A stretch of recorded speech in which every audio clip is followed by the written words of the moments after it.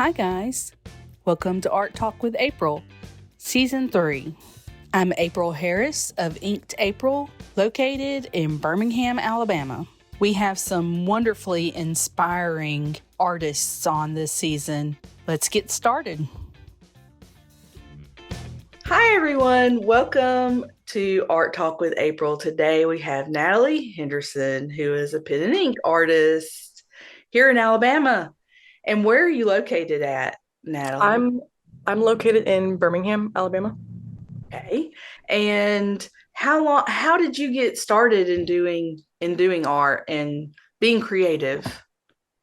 I started when I was really young as a kid. I've always liked just doodling on stuff. Yeah. And when I slowly started getting into high school, I started taking art classes, and my parents pushed me more and more to do it. So much so that I decided to go to school for it. And I just recently graduated with my Bachelor's of Fine Arts in Drawing from University of Montevallo.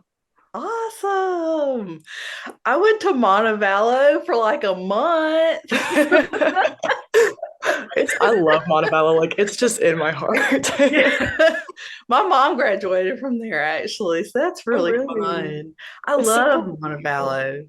It's such a unique art like center over there. Like, you would never expect it being so far out in the middle of nowhere, and you're like, oh Yeah. my gosh. Yeah. It's just such a, and I think too, like, I think artists and art creative people are kind of interested in that area just because of, I mean, it's so beautiful. Like Hmm. the university itself and the buildings and the whole area over there. Then you've got, is it Orr Park? Yeah, yeah. The carved trees. Yeah, where you get the carved trees and stuff. Are you happening to do the show at the park there? I'm not doing I can't remember what it's called. I'm not doing the Orr Park Festival yet.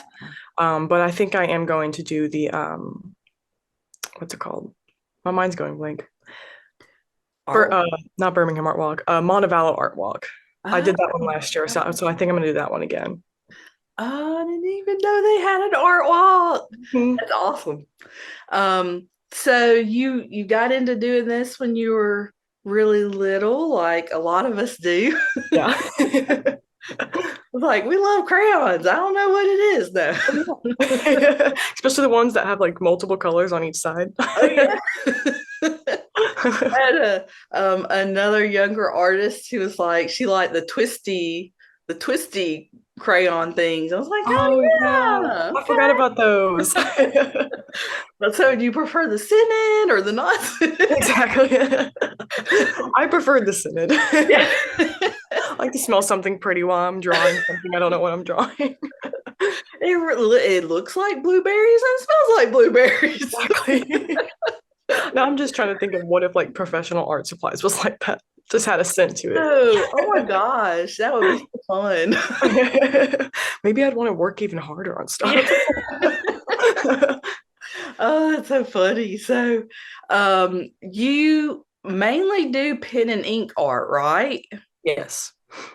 How did you get into doing pen and ink specifically? Is it something that you just really liked drawing with pen, or how did you choose that medium? So when I first started at Montevallo, I didn't really know where I was going in my work. We were given a lot of just projects to really focus on our technique and how to learn the process of working on art. And one of the first real pieces I ever did was of a drawing of a bus from the movie Into the Wild. Mm. Um, from what I can remember of this project, we had to pick a movie scene and draw it in like a certain format in micron pens. Yeah. And I really fell in love with the contrast of black and white.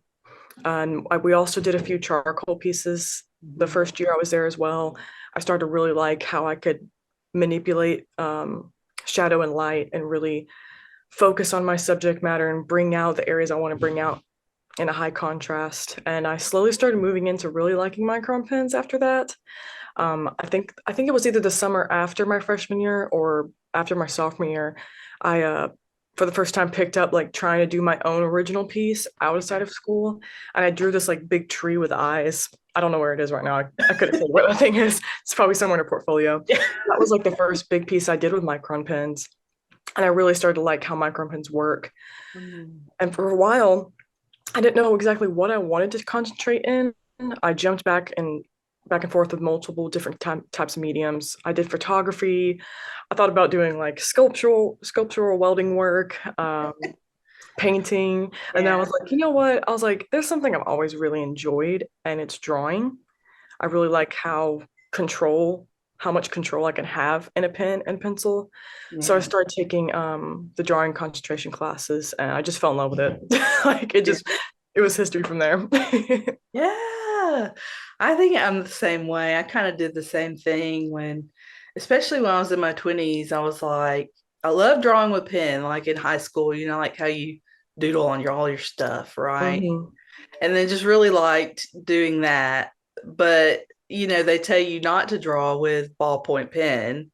Mhm. It's not, like fast or whatever.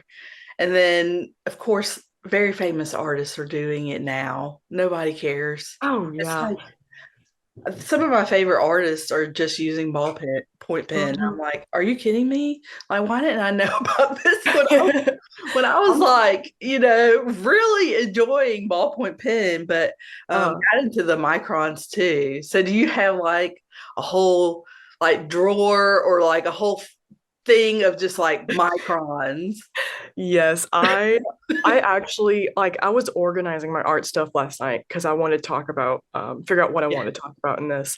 And I was like looking at this bag I had. I was like, I don't want to know how much I've spent on micron pens. Like, and I have at least 200. I might have more. Oh Half of them don't my. work, but I Yeah. went through them last night and like organized them. So I have quite a bit. Oh, that's Different shapes awesome. and sizes, different colors. Like I have a little bit. I feel like I'm like promoting Micron without them even knowing. It's like we should get paid for this, Micron. And I Hello. was like, you know what? I spent a lot of money on your pens. I was like, can I be on your website? I think I actually like when I was working on my BFA show, I did everything in micron pens, and I got halfway through finishing like three pieces, and these pieces were giant. Mm. And I sat down and I was like holding, I have like two handfuls of like micron pens I'm holding. It's just like this in front of my pieces. And I was like, here's all the pens I've absolutely obliterated the past 2 weeks.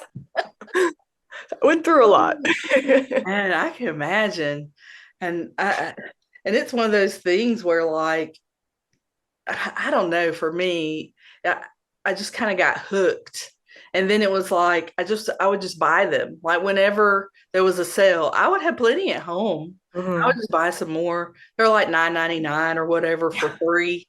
And so I'd be like, oh, okay, I get 2 or 3. You can never have enough. You can never have enough. And then I started using the color ones. And so I Yeah. was like, this is really cool. I wonder how many colors there are. And I think I got to the point in my life where it's like, no matter what it is, like if it's my birthday, Christmas, whatever, like someone's gonna get me a Micron set. I just don't know yeah. who it's gonna be. I've had times where I've had like everybody in my life that I know has got me a Micron set. And I'm like, I really appreciate this. That's awesome. That's a great way to do it. I need to Oh do yeah. that more often because that can really add up sometimes. Yeah, seriously. I mean, sometimes I think about like all like how much I've invested in supplies, and I'm like, oh Mm. my gosh. But I mean, also if I don't invest the money into good quality materials, I won't have good quality work. So I think it is very important to Yeah, make sure you're working with good quality materials because you're gonna be able to tell the difference. absolutely. It's Absolutely. really easy to see. You use any particular kind of paper or like just drawing paper kind of thing or Strathmore? Um, I am really picky about my paper. It's expensive, so I have to be careful when I get it, but I really love the Arches brand. Oh, I usually just buy the single sheets because it's a little bit more affordable. yeah. Instead of buying just a giant pack of them. But What, Arches is probably my watercolor number one. paper? Yeah, it's a type of watercolor paper. Okay. I like to draw on watercolor paper because of the textures I can get with it. There's a smooth side and a rough side to watercolor paper.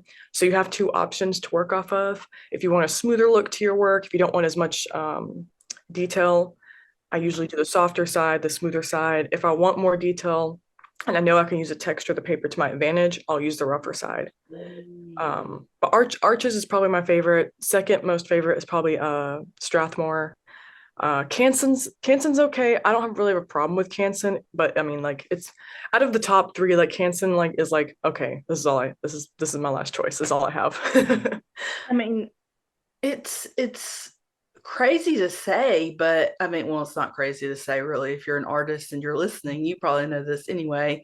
But I mean, the quality of paper could be dramatic between one company and another, and Mhm. especially when you're using something like Micron, and there's something about the way the pen like moves on the paper for me. Like if it like when you said you were using watercolor paper, I was like, oh, you know, I could see using hot press or the smooth side, because Mhm. the rough side would, I don't know, maybe it's a sensitivity thing, but I would Yeah. feel like it was too rough or too dry, Mhm. like it would take a lot of the ink out of the pen, and I would just be like, ooh, like get like Yeah. feels, because it would be like fingernails on a chalkboard. I completely understand what you're talking about because when I was working on my show at Montevallo, I had gotten one of those giant watercolor rolls, like the Yeah. paper rolls you can buy, and I was like cutting everything down, and I had chosen the rougher side to draw on, and I remember like feeling the texture like right here on my hand because I was like moving so fast, and it got to the point where I was like, I like my hand feels weird after working. It was so weird to me, but I mean, the thing that balanced that out for me though was sacrificing the weird feelings that came out of the paper. I was able to get a lot of the different ink shades that I really wanted in the work because of the textures. It allowed me to have a little bit more control of how much contrast and how many gray tones I wanted in a certain area, if that makes sense. Oh, yeah, absolutely. And how do you go about like starting a piece? What do you lean towards as far as subjects? For subjects, I typically like to focus more on the natural world, but I also find relationships to be really important in my work as well. I Mm, love the idea of combining multiple ideas to become one, whether it be visual or metaphorical. mm, For instance, like I like to relate the human experience to the natural world and be able to show people how important it is for us to have that relationship with nature and for us to understand on a human level that we each other can share that importance. In my work, one of my biggest goals is to bring the awareness of how important it is for human beings to understand the importance of nature around us. Because at the end of the day, we're a part of nature, um, and that we can have closer connections with each other and understand each other more through these relationships that we share. Even with just like animals, like oh, you have a dog. I mean, that dog feels like a person sometimes, or a cat, like they just feel like a tiny person. They're just kind of sitting there and be like, hey, I'm like, hey. So I think it's important, like, for us to kind of feel that way about everything that's living in our life, to understand that we are different from that other living thing, but that thing has value as much as we do, no matter what it is. sure, sure. Yeah, I love that. So like when you're starting your art, do you just, you're inspired by something and you decide, like you're going to have a certain kind of animal in your work? Then how do you develop it from there? A lot of times, so my creative wise, my process, I can't just sit down and think really hard and it's just going to come to me. I've tried that before, it just never works. I typically have to look at other artists that I look up to, Yeah. people who I'm like, yes, like I love their work, I love their technique. And I start looking at their work through different magazines, their art books, and looking at seeing what they're doing. I reflected on my work to see what I need to be doing in my work. So that's the first part I do, and I start to get more inspiration that way. I start to feel more confident. I'm like, okay, I see all these other artists who are really big and really famous. very successful. Like, okay, I was like, I see what they're doing. I'm going to follow in their footsteps in a way. Not exactly following their footsteps, but see how they've gotten to the point where they are. And Yeah. then I start to brainstorm. Thumbnails work the best for me. That's one thing I learned in school. Don't just draw 3 thumbnails and give up. You need to, I've learned this. I was like, you need to draw at least 25 to 30 small thumbnail sketches before actually starting. Whoa. And you can go through and then look through all these like different ideas that you just blotted down really quick. And they don't have to be like finished drawings or anything. Like they can be the roughest sketches you've ever seen in your life. Some of mine are really bad. Yeah. But it gives me the idea of like, okay, this is the concept that I'm wanting to follow. This is kind of what I really wanted. Instead of just going after the first thing that comes to your mind, you kind of get to be able to explore it a little bit more, visualize it easier. And then you can pick, like, let's say you pick 3 thumbnails out of the 25 you just did.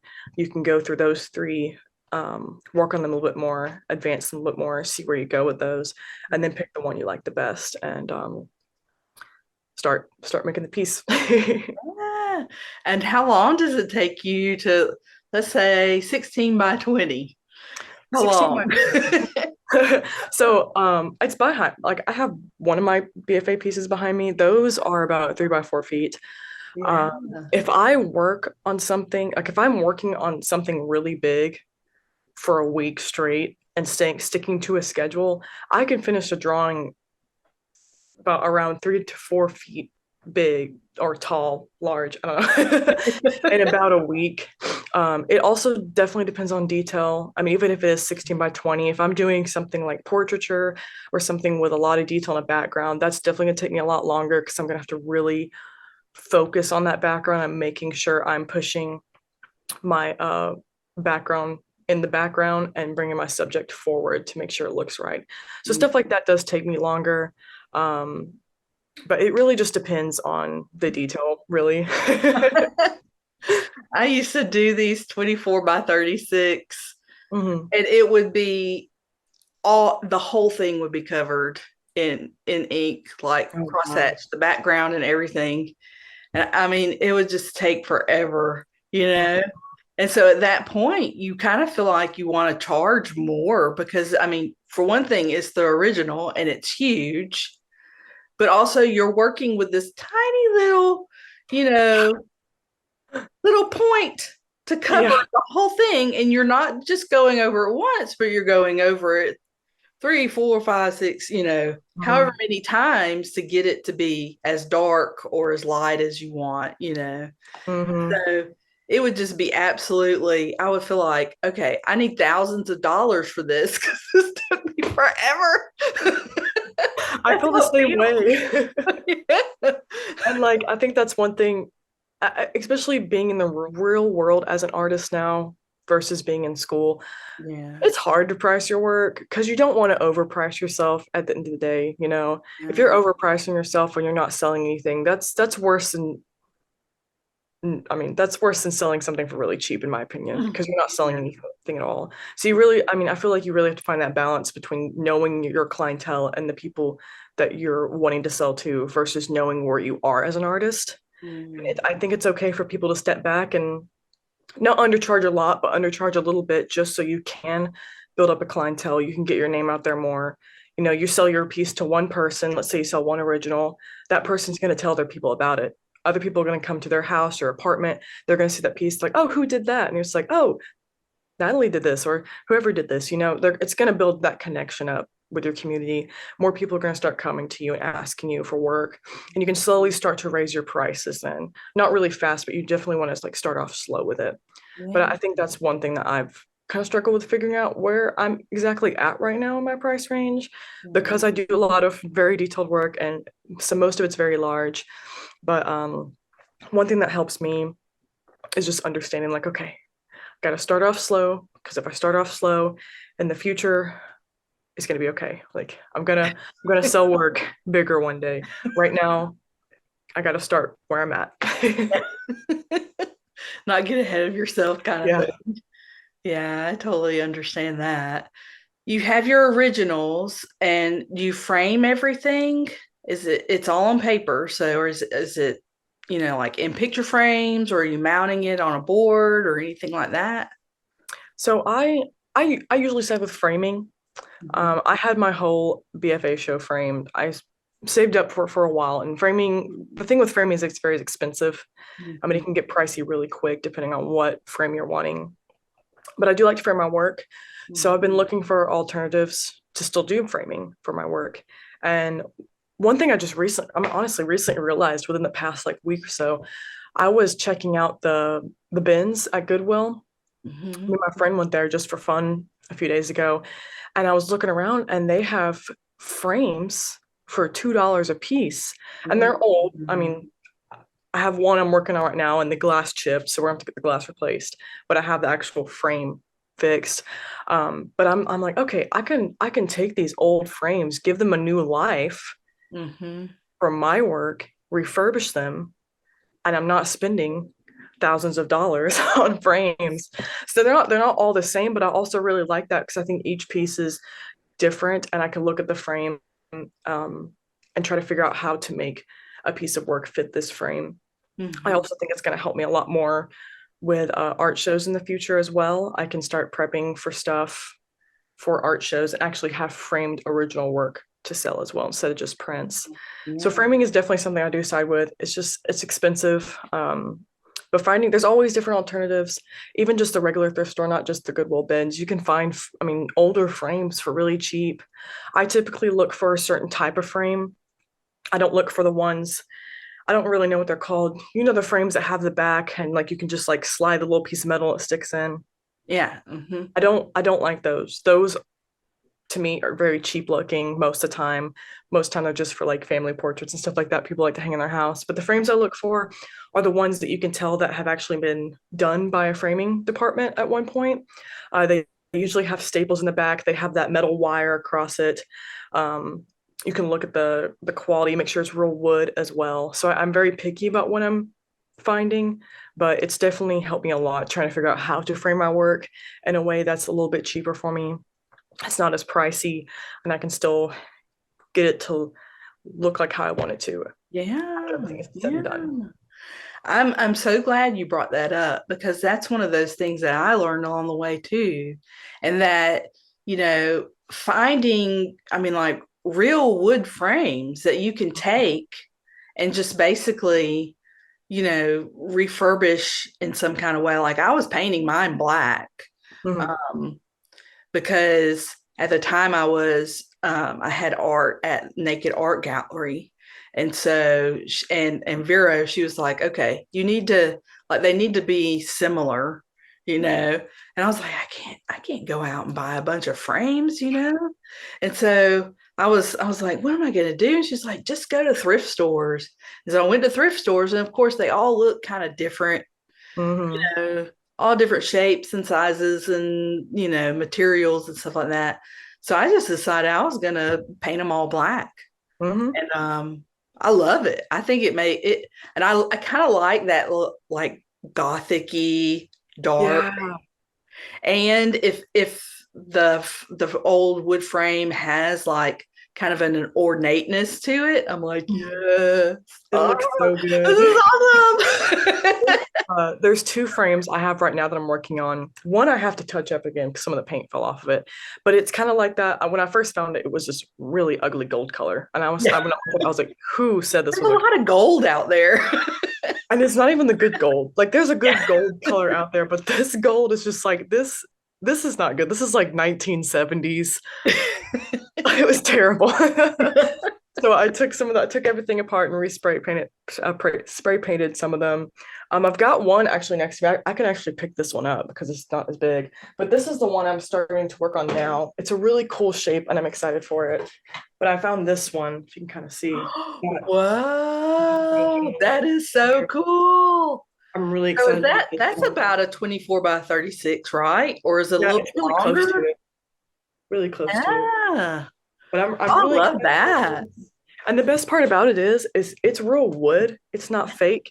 So I can I can probably sand this down, restain it into a nicer wood stain, and not have to paint this one black. Because most of them I end up having to paint black. But I'm really excited for this one. I've already gotten yesterday. I got a lot of sizes done and organizing what I want to do with these frames for work, and I'm really excited about it. Yeah. I don't know what it is about finding a frame. It's almost like you're finding, I don't know, like a house or a home for Mhm. for the possibility, the work doesn't even have to be created yet. It could be something that you're planning on making, and that just makes it more exciting because you have this thing that you're planning on using with it for some reason. Mhm. I really like that you mentioned that too, because like I feel like there's two different types of artists when it comes to framing, and the ones that I've met, they either love framing or they hate it. And like, there's no actual middle ground in it. And I understand that. And I've met a lot of people who don't like to use frames because they consider it to be like a casket for their work. It's like it's the Wow. bulk of their work, which I get that. I mean, in a sense, it kind of is like that because you're putting it in the Yeah. frame to protect it. And, you're probably not going to ever reopen this frame to re Yeah. touch up this work unless you're taking the artwork out to reuse the frame. So in a sense, I get that. But for me, I like framing because I feel like it's telling myself that I am officially done. Mm. Like I've accomplished what I wanted to accomplish, and I want to protect that. I want to give that piece a forever home so I can share it with other people, sell it to other people, show in galleries, and that work will always be protected in its little home. That's how I view it. I love it too when like artists kind and of course it's more probably for people who are painting on canvas, but when the artist like paints the frame and the canvas, and it's almost like the frame and the canvas and everything is just one piece of art. Hmm. They'll paint the frame to go with the art itself, or it blends in some way. I think Hmm. that stuff is so cool. I mean, I never thought of it as being like a casket, but I mean, like, yeah, that makes sense. But also, that could be a selling point, especially if you're in the darker kind of work. Exactly. And it's So I in think a I think like casket. it's like you could like I agree with both sides. Like I see both sides clearly, but I'm like, I don't know. I see it as a little house, Yeah. like it's like a little home. It protects the work. It's Yeah. gonna be okay. Because I don't know how other artists are or how you are with your work, but I'm pretty messy sometimes and I try to keep it organized, but sometimes, I mean, there's been times I look at a piece and I get a black mark on it. Or somehow I have charcoal in my hands. I don't know where it came from. And I look at my artwork I just finished and then there's a smudge of charcoal on it. I'm like, how did this happen? You know? Like it's just like no matter what, you're always gonna be fighting these little mediums coming back in your life trying to like touch your work. So Yeah. I like framing personally. I've actually started exploring putting watercolor paper on panel. And Oh. then which I don't know, I like the clean lines of a panel, but I Mhm. also like to like paint the edges a color or something Mhm. and kind of decorate the edges. But I don't know, that's something I'm experimenting with because I always did it that way, like buying the frames Mhm. and dressing them up and making them the way that I wanted them to be and that kind of thing. Mhm. But I'm just terrible about like you said, like getting random crap everywhere. Exactly. I'm like, what is I've got like blue along I'm like, I know. I'm like, how did this I happen? didn't even open blue today. When I was in school, I honestly had to get rid of all my jeans. It was so bad. I had oil paints from stuff. I don't remember getting oil paint on. Like I would just have this giant green streak on my pants, and I'm like, Yeah. I guess that's part of my personality now because there's nothing I can do about it. Yeah. I would just have like in college too, I would just get paint everywhere. And that was one of the reasons why I liked pen and ink so much, was because it was clean. Like I Mhm. knew I wasn't gonna get it everywhere. Like, I mean, you can drop a pen and it could, tumble on some paper, or, accidentally bump your hand Yeah. but that takes a little bit more somehow to happen. And then even if that does happen, do you know how to like make it work in your art, like try to fix it if you've done something, because I mean pen and ink's permanent. Hmm. So I do, and that's part of the reason. I'm glad you brought that up too. I the reason I use watercolor paper with my ink drawings is because watercolor paper is really thick most of the time. It's made to be able to a lot of water on it all at once. Ah. So with that being said, like for instance, like when I was working on my show, and I think it was actually this piece right here. There was like one area, and I drew it, and I looked at it. I was like, my professor is gonna say something about this. I just knew he was. I could just see it. I was like, oh my gosh. I was like, okay, I'm just gonna leave it tonight. I went home, slept on it. I get back in class this morning, and that's the first thing he points out. I was like, I knew it. But basically, there was like these two lines touching, and it didn't make sense why they were touching. It didn't show any depth. It looked like it was really flat. And I Yeah. was like, crap, I need to bring, it was like part of a stick touching the baby deer's leg. And it made that area just not look like it really had any depth to it. Yeah. So I use an X-Acto knife and I slowly scratch off the area that I want to take off. And I go back in with an eraser and I smooth it back out. And most of the time, sometimes you got to be careful if it's like a really large white area because you will be able to see parts of it.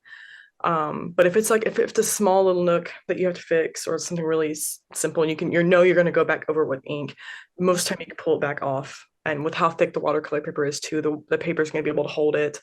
There's even a few areas I had to do that with all white areas, and I was able to get enough of the ink off that I can go back in with a rubber eraser, rub it back down, smooth that paper back out. And then once it was in the frame and everything, you couldn't even see it, not unless you were really up close. That's interesting. I mean, it helped me out a lot learning I feel that. like I would totally jack it up though with like an X-Acto knife. Mhm. I'm not Honestly, good. I'm not good with X-Actos. not Bad. either. I'm real bad with X-Actos. Me too. But honestly, like as long as you have a really sharp X-Acto knife and that edge is still really sharp, it's gonna cut no matter what you do. And I usually just kind of like how same thing with how I'm like sketching with my ink. I do the same thing with the X-Acto knife. So I'll just like scratch it. I'm not really cutting anything. I'm just like scratching with the tip and slowly pulling off that ink. Why that like But like I that said, you gotta be first careful with it. layer. Yeah, just the very first layer. But I will say the only thing you gotta be really careful with is if you go too deep and you start erasing, you can possibly pull more paper off than you want to. And Oh, that's the tricky part about it. You don't want to pull a lot of paper off at once because you will be able to see in the piece, unless you're going back in with black ink and covering it back up. But it's kind of tricky. I wouldn't really recommend it for every fix, but I mean, when there is that problem in your work and you are having that conflict with your work, it is an option that you can experiment yeah. with. But I definitely trying it out on like other works or other like little like sketches, like little things that you do, nothing serious. I would practice it with that first. Yeah, absolutely. That Mhm. is one of those tricky kind of things. I wonder if I have, I was just thinking about it, but there is a eraser that is, I think it erases ink. Mhm. I think I've heard of those before, but I've never Like, tried. I want to say, this sounds weird, but I want to say it's like a mono eraser or something, Mhm. but it's like really rough and Mhm. almost like kind of sandpapery.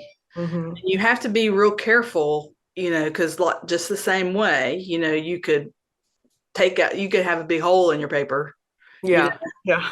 but somehow or another, it just kind of scrapes off the top a little bit. You could try Mhm. that too with it, I guess. Yeah, definitely. I mean, it's essentially doing the same thing. Yeah, It's yeah, like top of sandpaper, sanding that first layer down enough to where it's not as noticeable, and you can go back over it or get it light enough to where you won't really see it if the work is framed. yeah, yeah. I've done some crazy things over the years to try to fix something. I like Yeah. I did this. I don't know where I got this idea. I don't know if I got it in high school or what, but I had done a drawing of a cousin and the face just was not right. And I'm terrible at portraits anyway and drawing people and making it look right anyway. But I was like, okay, I'm going to fix this.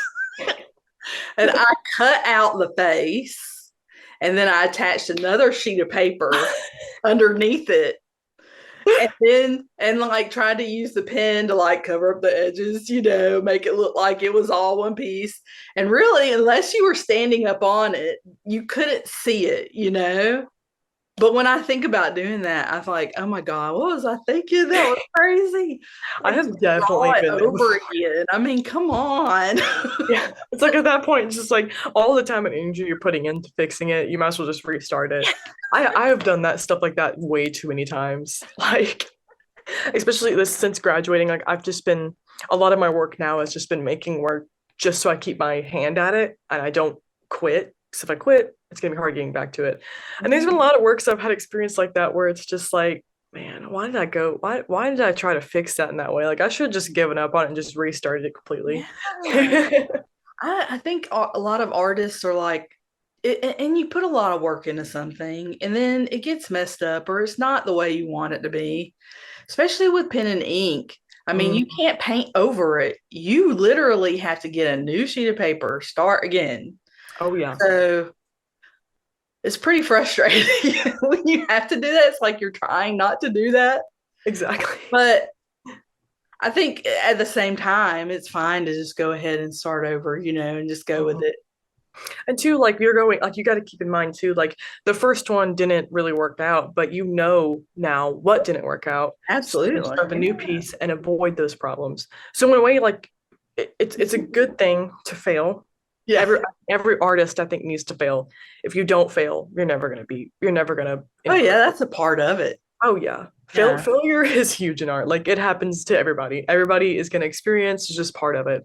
But that failure is also going to teach you a lot too about how you should go about your work, the process, the techniques, the medium. You're going to start learning about how the medium likes to work so you can manipulate it better. Yeah. And also, I'm gonna add a little funny story. Okay, so like, I recently, well, not recently, I guess it's probably been like a year ago, but I did like a big ink train Mhm. for a family friend. I don't draw trains. I'm not into trains necessarily, so it was really difficult. Trains have a lot of like little things. Yeah. I'm like, I'm like you. I like to draw like animals and plants and things, and people and stuff. So I was drawing this and we got a new kitten.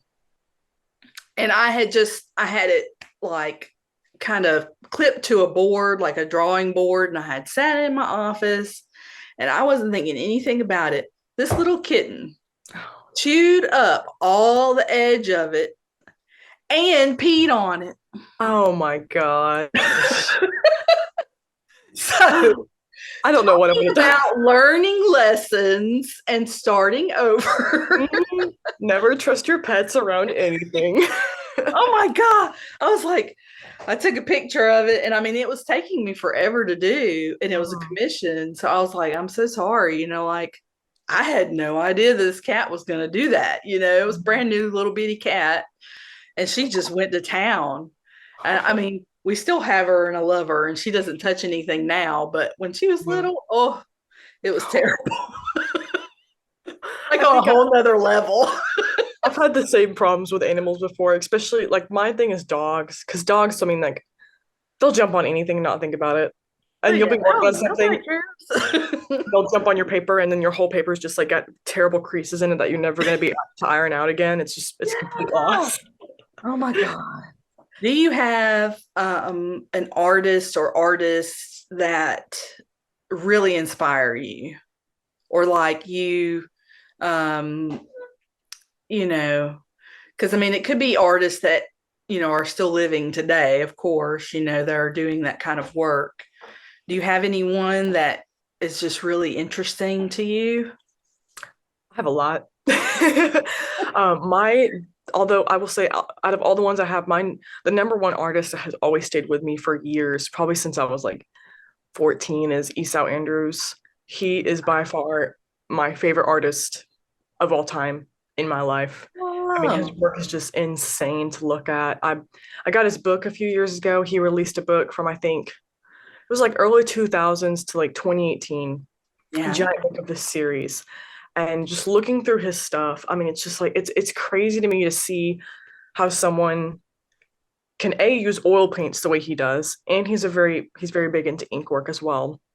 And not only does each piece stand alone, but every single piece looks like it's from the same world. Different moments, all these different moments you're experiencing that are in the same world that he's created. Wow. It inspires me so much. I mean, the way he paints and everything too, it's very loose.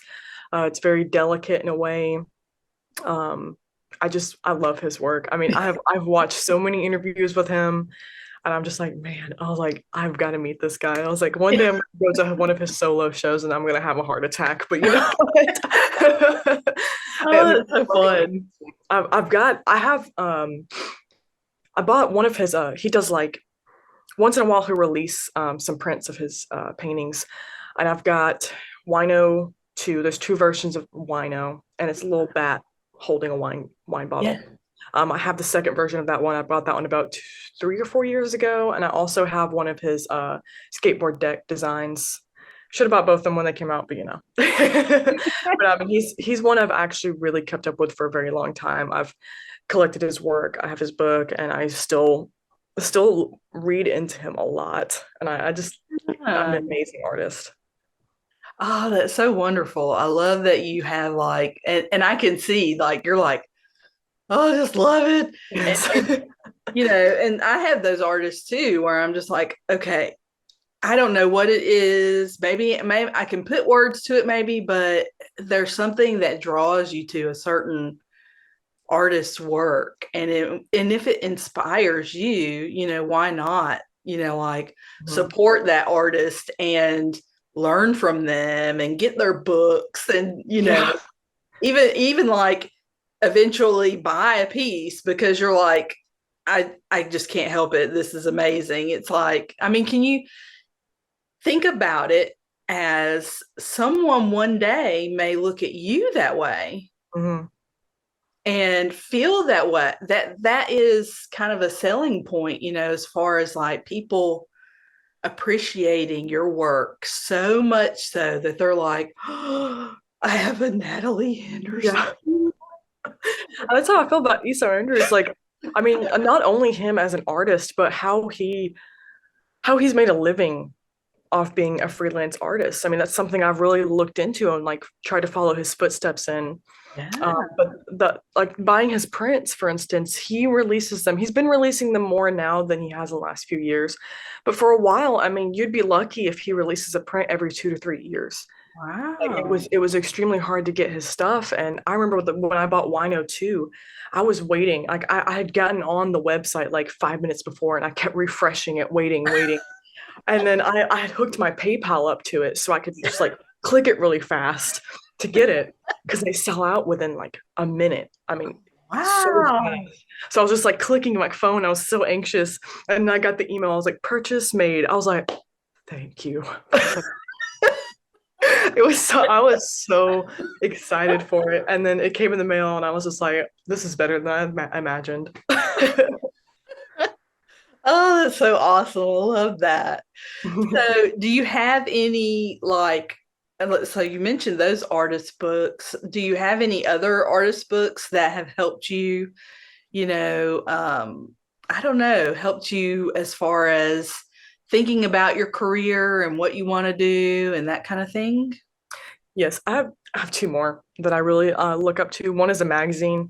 The other one is another artist book from an artist I also really like. She's definitely in my top three favorite artists. I have a lot of favorite artists. I don't know if I could really number them, but Lauren Marks is another one I really look up to, and I found her. I can't remember exactly when I found her. It was in college when I was looking up other artists, and the way she works with pen and ink is amazing to me. It took me forever to realize that she's using ink, not watercolor, in her work. Actually, it wasn't until I got her book and then I realized, like, I was like, she's using ink. I was like, that's how she's getting these pigments. Because I mean, she does these beautiful drawings of like all these dead creatures and showing decomposition and decay, but not the ugly side of it that most people look at. It's a beautiful side of it. It's showing life within death and death within life. You know, you can't have one without the other. And I really think that she's executed that very well. And I look up to her a lot, especially in how she is so finely detailed in her work. Everything is extremely clean. She's very, very well organized in her work. But also something that really struck me about her book when I looked through it is at it's towards the end of her book, but she had included these sketches from her um, sketchbook, like thumbnail sketches that she works on.